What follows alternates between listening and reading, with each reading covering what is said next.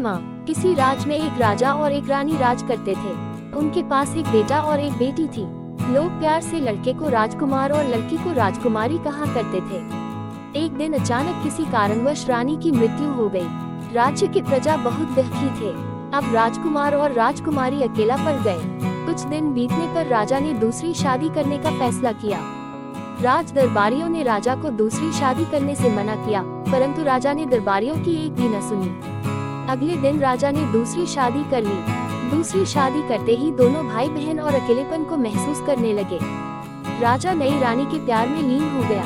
राजा के पास 14 जोड़ी गायें थी। उसमें से एक धेनु थी। नई की रानी को 1 साल बाद एक लड़का पैदा हुआ।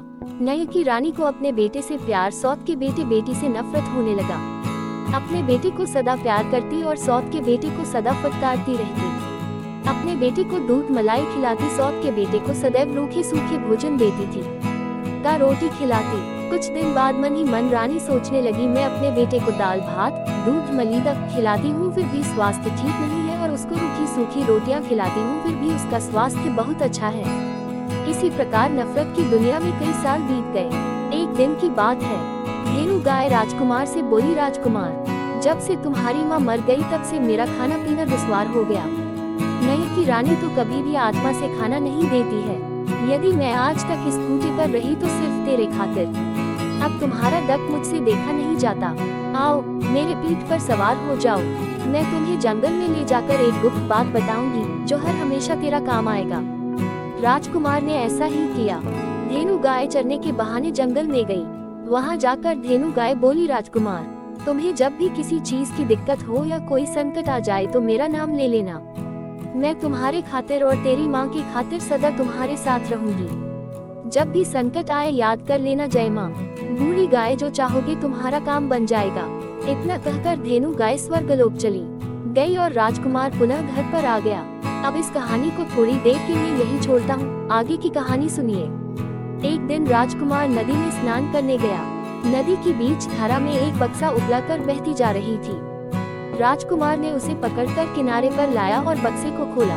बक्से को जो खोला उसमें से एक लंबा तगड़ा राक्षस निकला और लड़ने के लिए ताल ठोकने लगा। राजकुमार ने उसे काफी समझाया पर एक न माना। अंत में राजकुमार ने धेनु गाय को याद किया, जय माँ बूढ़ी गाय।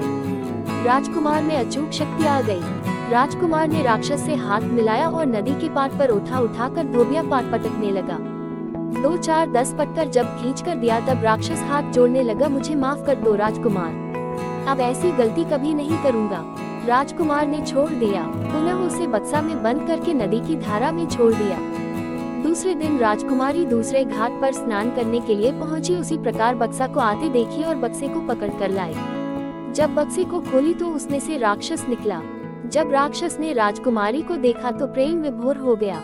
अब राजकुमारी को डराने धमकाने लगा, तुम्हें मुझसे प्रेम करना होगा, अन्यथा मैं तुम्हें जान से मार डालूंगा। राजकुमारी बोली, मेरा भाई जब जानेगा कि मैं तुमसे प्रेम करती हूँ तो वह मुझे जिंदा नहीं छोड़ेगा। तब राक्षस बोला, मैं तुम्हें एक उपाय बताता हूँ, ऐसा करने से तुम्हारा भाई मर जाएगा, फिर हम तुम प्रेम की दुनिया में मौज मनाएंगे। राजकुमारी राजी हो गई। तब राक्षस ने उपाय बताया, तुम्हारा भाई तुमसे बहुत प्यार करता है, तुम जो कहोगी वह अवश्य करेगा। उसे कहना जंगल में से बाघिन का एक बूंद दूध ला दीजिए। वह जो ही दूध लाने जाएगा उसे जंगली जानवर मारकर खा जाएगा। राजकुमारी ने घर जाकर अपने भाई से ऐसा ही करने को कही। राजकुमार सोचा बहन को कोई आवश्यकता पड़ गई होगी, इसीलिए दूध लाने को कहती है। राजकुमार दूध लाने के लिए जंगल की ओर चल पड़ा। जब वह जंगल में पहुंचा तो देखा कि बाघ बाघिन का बच्चा मान पर खेल रहा है। एक हिंसक जानवर बाघिन के बच्चे को मारने के लिए दौड़ा आ रहा था। तभी राजकुमार ने बाघिन के बच्चे को लेकर एक पेड़ पर चढ़ गया। बहुत देर बाद जब बाघिन पहुंची तो अपने बच्चे को न देखकर घबराए। जब बाघिन की नजर पेड़ पर पड़ी तो एकाएक राजकुमार पर टूट पड़ी, परंतु बाघिन के बच्चे ने कहा, इसे मत मारो, इसी ने आज हमारा जान बचाया, वरना एक जानवर मुझे मार डालता। ये बात सुनकर बाघिन बहुत खुश हुए। बाघिन बोली, राजकुमार नीचे उतरो और तुम्हें जो चाहिए मांग लो। राजकुमार ने एक बूंद दूध मांगा। तब बाघिन ने खुश होकर एक बूंद के बदले एक घड़े भर दूध दिया। जब राजकुमार जाने लगा तब बाघ बोला, रुक जाओ राजकुमार, हम सब भी तुम्हारे साथ चलेंगे। ऐसा कहकर बाग बागिन तथा बच्चे सब के सब राजकुमार के साथ चल दिए। जब राजकुमारी ने एक बूंद दूध के बदले एक घड़े भर दूध और साथ में बाग बागिन देखी तो दांतों तले अंगुली दबा ली और दौड़ी दौड़ी नदी किनारे पहुंची। जब राक्षस ने सारी कहानी सुनी तो उसका आंखें फीका पड़ गया। फिर भी अपने समझ में एक और जानलेवा तरकीब निकाली। राक्षस ने राजकुमारी को बताया, आज अपने भाई से कहना कि उसी जंगल में से एक गुलर का फूल दो। राजकुमारी घर गई और अपने भाई से बताई कि मुझे गुलर का एक फूल चाहिए। भाई जंगल जाने को तैयार हो गया। अब गुलर पेड़ की कहानी सुनिए। इस गुलर पर 7 जोड़ा चुड़ैल रहती थी। जो कोई गुलर को छूता उसकी मौत निश्चित थी। राजकुमार पेड़ के निकट पहुंचा। जो ही पेड़ पर चढ़ने लगा कि चुड़ैलों ने हरहोर मचाना शुरू कर दिया। सबके सब राजकुमार को मारने के लिए हाथ पैर खींचने लगी। राजकुमार का अक्ल गुम हो रहा था। अंतमन उसे बूढ़ी गाय का नाम याद आया। जय माँ बूढ़ी गाय। इतना कहते ही राजकुमार में अचूक बल उत्पन्न हुआ। तब राजकुमार सभी चुड़ैलों को बाल पकड़ पकड़ कर पेड़ की डाल पर पटकने लगा। तब चुड़ैल बोली, मुझे माफ कर दो राजकुमार, तुम्हें जो चाहिए मांग लो। तब राजकुमार ने एक गुलर की बात कही, लेकिन एक गुलर को कौन कहे। सभी चुड़ैल मिलकर बोली, राजकुमार तुम्हें एक गुलर तो क्या, मैं समूचे गुलर दे सकती हूँ। ऐसा कहकर सभी चुड़ैल ने गुलर समूचे पेड़ से उठा लिया और घर तक पहुँचा दिया। जब राजकुमारी देखी तो दौड़ी दौड़ी नदी किनारे पहुँच गई। राक्षस को सारी कहानी सुनाई। राक्षस आश्चर्य में पड़ गया। फिर भी अंत में एक अंतिम अचूक जानलेवा उपाय बताया। कार्तिक का महीना था। अपने भाई से कहना, गेहूं का एक बाल ला दे। बहन गई और भाई बोली, भैया एक सामान और ला दीजिए, मुझे गेहूं का एक बाल ला दीजिए। कार्तिक का महीना था। 20 कट्ठा में एक गेहूं का खेत था। यह खेत परी का था। खेत के बीच में एक कुआं था। इसी कुएं में 7 परी रहती थी। यदि कोई भी व्यक्ति बाल को छूता तो सभी परी मिलकर उसे मार डालती। राजकुमार खेत में ज्यों ही पहुंचा त्यों ही 7 परी निकलकर कुएं पर खड़ी हो गई। राजकुमार ने एक बाल को तोड़ा। 7 परी राजकुमार को तंग करने लगी। तब राजकुमार ने बूढ़ी गाय का नाम लिया और 7 परी को उठा उठाकर कुएं पर पटकने लगा। अंत में 7 परी हाथ जोड़कर खड़ी हो गई। मुझे माफ कर दो राजकुमार, मैं गेहूं के पूरे बाली को ही उठाए चलती हूँ।